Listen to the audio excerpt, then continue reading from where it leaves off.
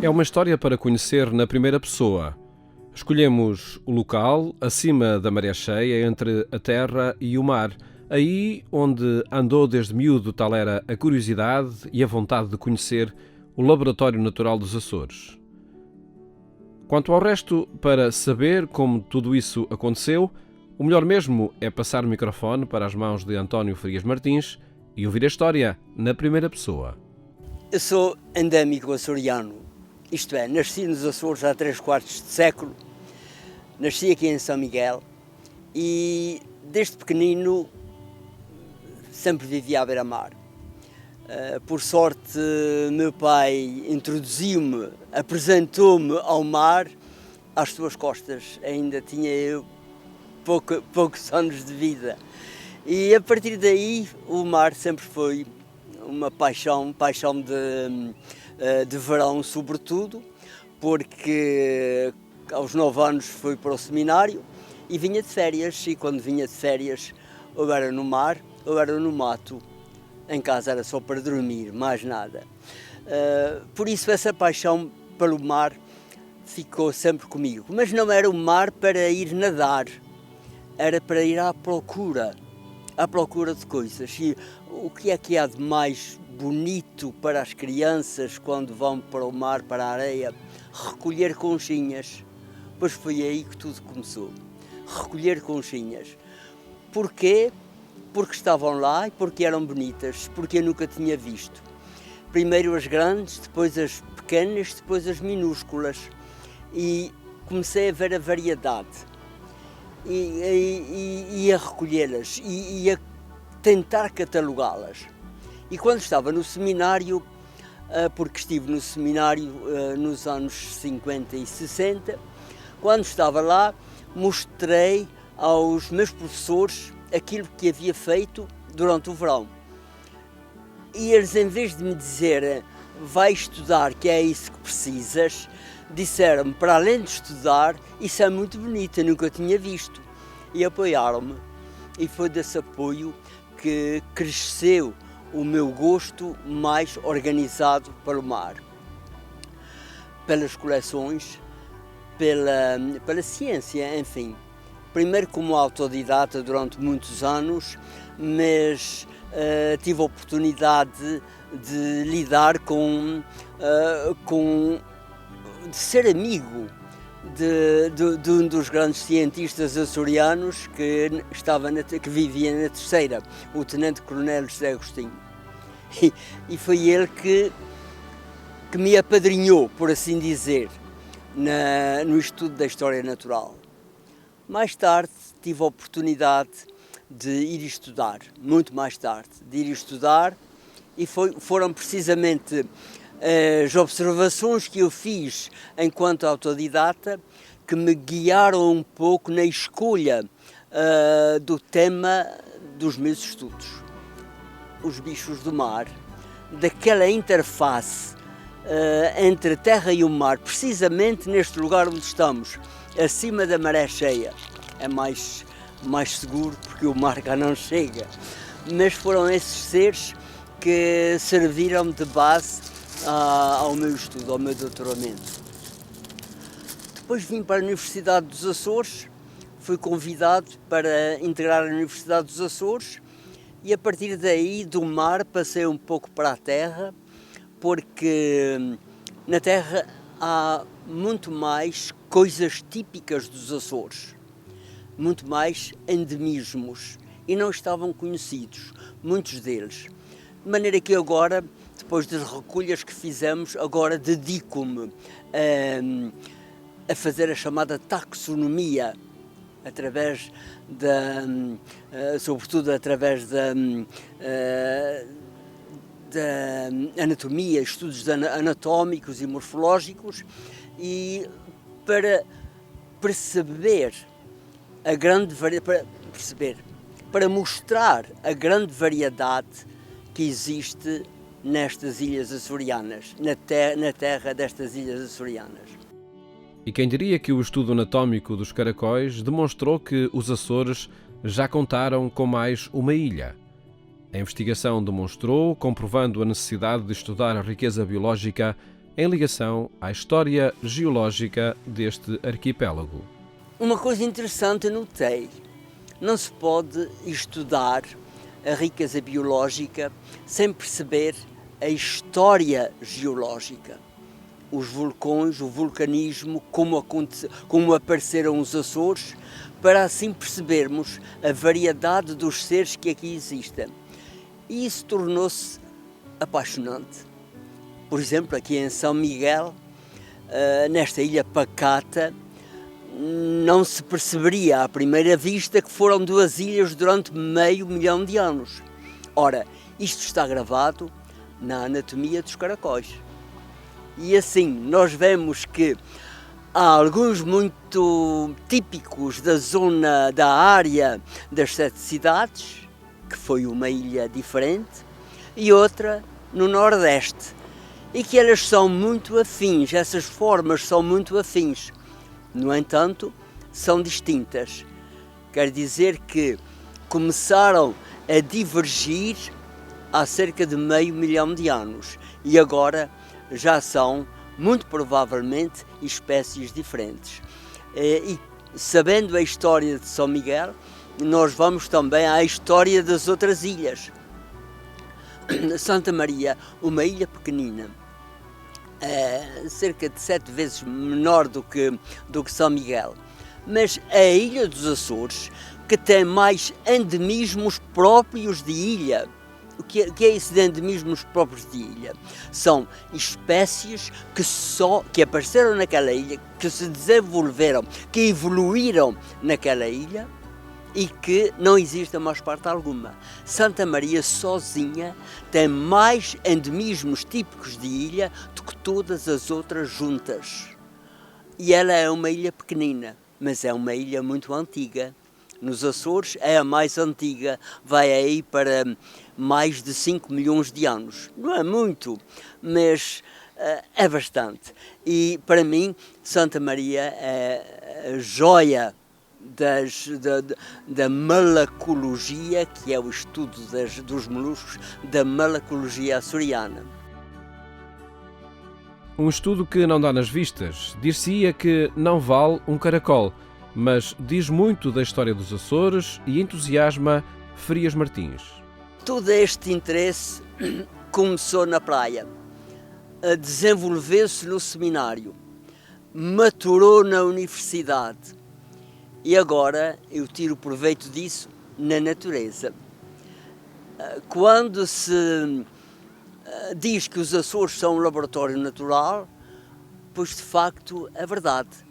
Mas muitas vezes não se alcança a totalidade dessa expressão laboratório natural. É porque eu estudo evolução e a evolução aqui nos Açores está a acontecer. Nós vemos-la. É preciso olharmos com cuidado, com pormenor, e então vemos-la acontecer nas diferenças entre populações, nas semelhanças entre as espécies. Isso é que é o caminho da evolução. Cada vez mais sinto o apreço por essas coisas da ciência. Cada vez mais vejo a necessidade de dizer aos outros, de entusiasmar os outros por aquilo que me entusiasma. A pouca sorte é que eu nem estudo baleias, nem estudo cachalotes, nem golfinhos, nem avezinhas tão lindinhas. Não, estudo caracóis. E o que é que se diz? Que não vale um caracol. Ai, mas vale. Vale muito, porque os moluscos terrestres são os açorianíssimos entre os açorianos. São aqueles que mais espécies típicas, ou melhor, que mais proporção de espécies endémicas tem nos Açores. Cerca de 50%, metade dos moluscos terrestres dos Açores são espécies endémicas, só aqui vivem. E há mais algumas, mais 3 dezenas, que estão em vias de ser descritas. Por isso, eu estou enamorado dos Açores, como veem, mas irremediavelmente perdido nestas ilhas atlânticas. Enamorar-se dos Açores, das Ilhas Atlânticas, é enamorar-se do mar. O pai passou essa paixão a Frias Martins, que não se preocupou por investir na natação, mas na descoberta da riqueza marinha. Eu não sei nadar muito, neste sentido. Se me puser a nadar só por nadar, eu canso-me e preciso mesmo de ir para a terra. Mas eu sempre vivo no mar. A fazer o quê? A procurar qualquer coisa. Se eu for com o objetivo de ver o que é que ele existe, eu então mergulho e não tenho problema, e quando era jovem até aos 20, 25 metros não tinha problema nenhum, e até trazia o material para aquários que fazia em casa, que tinha, que fotografava, e tenho uma grande coleção de tudo isso, de maneira que a minha relação com o mar era primeiro esta, era perceber o que é que lá existe, e se visse alguma coisa de anormal, quer dizer, de diferente, tentava trazer. E de facto, todos os dias havia coisas diferentes e não podia trazer tudo. Mas tinha sempre esse gosto, esse interesse. Isso foi-me inculcado também por meu pai. Meu pai gostava de ir à pesca e nós íamos um pouco mais para longe, tínhamos um barco pequeno, íamos um pouco mais para longe e meu pai dizia: não, esta marca nós já conhecemos, já sabemos o que é que ela dá, vamos mais para fora para saber o que é que lá há. E nós íamos e às vezes não apanhávamos nada, outras vezes apanhávamos coisas esquisitas e a expressão do meu pai era: louvado seja Deus, o que há aí por baixo. De maneira que esta ideia, esta curiosidade pegou-se-me. E o que eu digo também e penso é: louvado seja Deus, a grande riqueza que há por aí. Conhecer a biodiversidade na terra e no mar dos Açores é para Frias Martins o mandato também do Papa Francisco. Há um número na encíclica Laudato Si que o indica, o número 42. O parágrafo 42 disse que era importante, que estava a falar de biodiversidade, era importante que países e regiões fizessem um inventário das suas espécies próprias, espécies endémicas, porque só assim é que se poderia proteger a riqueza biológica. Ora, é o que eu estava a fazer toda a minha vida, a tratar de caracóis, que são bichos de têm pouco interesse, mas agora, tendo a bênção papal para fazer o inventário, sinto-me muito mais realizado.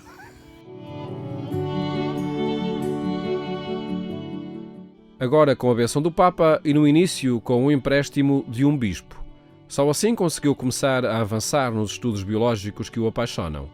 Um dos bispos dos Açores, do Dom Manuel Afonso de Carvalho, na altura em que eu estava no seminário, ele tinha a fama de ser agarrado, não deixava sair o dinheiro com facilidade. Mas eu precisava de livros e fui ter com ele e disse: Senhor Bispo, eu precisava de comprar uns livros, o senhor podia emprestar-me algum dinheiro? Está a ver? Quem é simples às vezes passa por simplório, mas foi por pedir ao bispo se seria possível, e ele então me disponibilizou-me 2,4 e disse: compre lá os livros, há de me pagar depois. Quando eu recebi o primeiro ordenado como professor do seminário e colégio, fui ter com ele e disse: Senhor Bispo, aqui está, e ele não deixou acabar, disse logo: esqueça isso, de maneira que, está a ver, foi desde o princípio. Os meus professores apoiaram-me sempre e houve sempre essa relação. Sou crente, mas vejo a ciência ao mesmo tempo e a fé como dois campos que não se misturam, não se podem misturar nem pelo objetivo, nem pelas metodologias. E o perigo maior será quando uma salta para os limites da outra, ou a ciência a querer transformar-se em fé, ou a fé em querer explicar a ciência. E é através de uma história da pérola e da cebola que Frias Martins indica o papel da fé. A pérola nasce aparece como resultado alérgico de uma ostra a algo que lhe entrou no corpo e vai cobrindo esse algo alérgico com o mesmo material que faz a concha, o nácar. A cebola também tem camadas concêntricas, mas essas camadas concêntricas não aparecem como reação a algo de estranho, aparecem como proteção a um cerne vivo. Ora, se a nossa fé, se nós como igreja tentarmos sempre cobrir ao sabor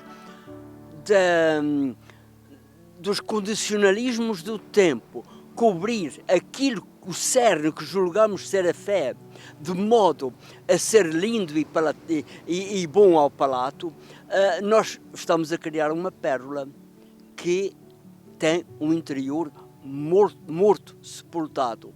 Pelo contrário, se nós vivermos de acordo com o cerne, com as células pluripotentes que estão no centro da cebola, aquelas camadas concêntricas são folhas vivas que protegem algo de vivo.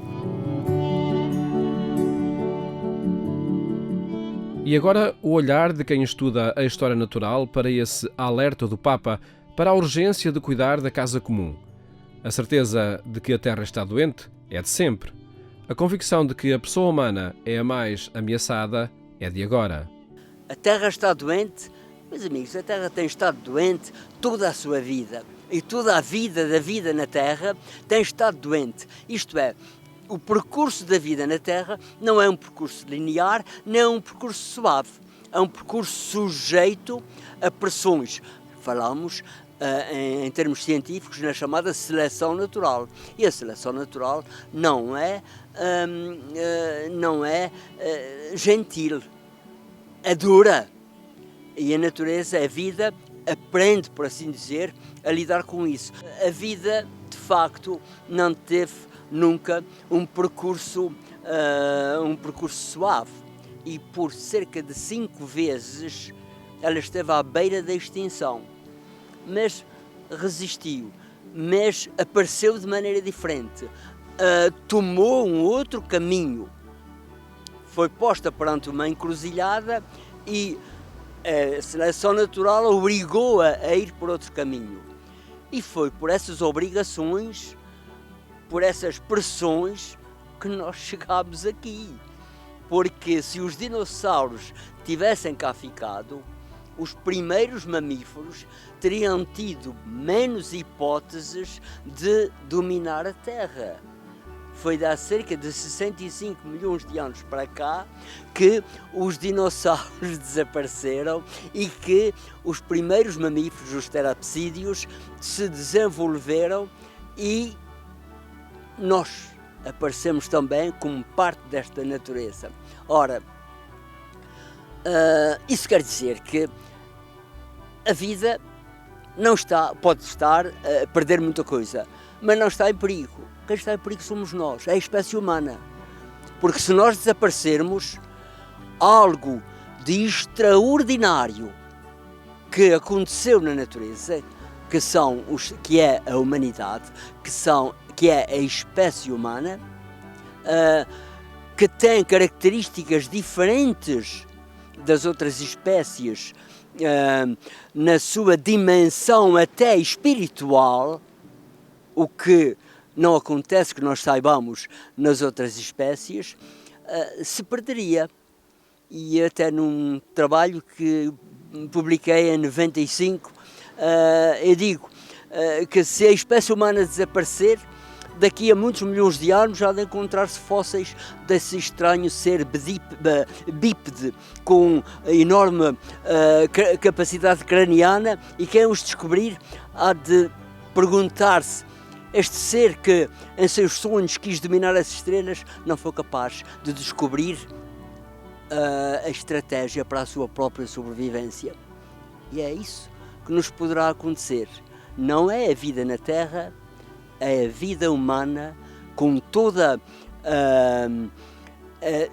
idiosincrasia que ela tem, com toda a especialidade que ela tem, que nos dá não tanto um domínio sobre a natureza, mas uma responsabilidade enorme sobre a natureza. E é isso, é esse o cerne daquilo que diz o Papa Francisco. Nós não podemos salvar a natureza sem salvar a humanidade. E mais, não podemos salvar a humanidade sem acudir aos mais fracos, aos mais pobres, àqueles que mais necessitam. Essa é a mensagem mais profunda e mais evidente também de Laudato Si. Laboratório Natural, os Açores refletem página a página a encíclica Laudato Si, o documento do Papa Francisco que afirma a urgência de cuidar da casa comum, de ouvir o grito da terra e o grito dos pobres. As lagoas e o mar, a bruma e o sol, as fanjãs, os prados e os vulcões dizem que não basta visitar os Açores. Estes pedaços de terra e todos os bichos que a habitam são sobretudo para cuidar.